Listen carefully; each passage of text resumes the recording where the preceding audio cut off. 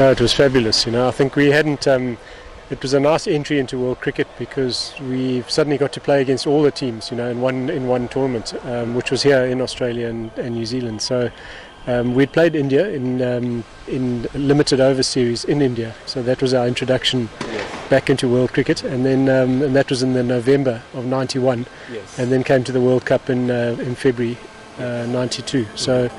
I played India in Adelaide. I think we had to win that game to get into the semi-finals, which we did. I think if India had won it, I don't think they would have been able to qualify. So, but it was great. Always great playing against guys like Kapil Dev. It was a cricket rule. That if it rains, you just lose overs. You lose balls, and the total didn't change. So there was no Duckworth-Lewis in those days, and Sydney has lots of showers. That time of the year in February, March. So, disappointed, but I guess that's the rule, and what can you do?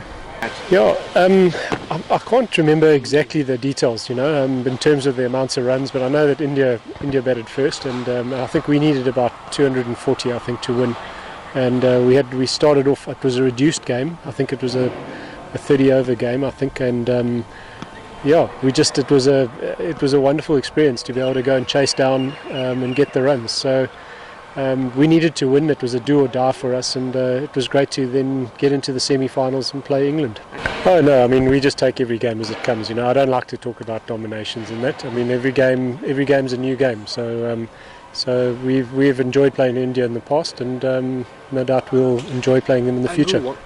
I think it's hard on bowlers anyway. I think it's batters are getting so good these days, and I think batter improvement, but bowlers have improved dramatically, as well over the last couple of years. So I think the game's moved forward. Fielding is incredible. We've seen some awesome fielding. So I think it's been good for the game. It's gone forward from my day, most definitely. No. I don't think so. I think there's a great following. In terms of one-day cricket, I think it's got a lot to offer. I think T20 is great. It's charged and it's pumped. There's lots of action, but I think there's a little bit more tactic. In the 50-over game, and I think it's nice to see that.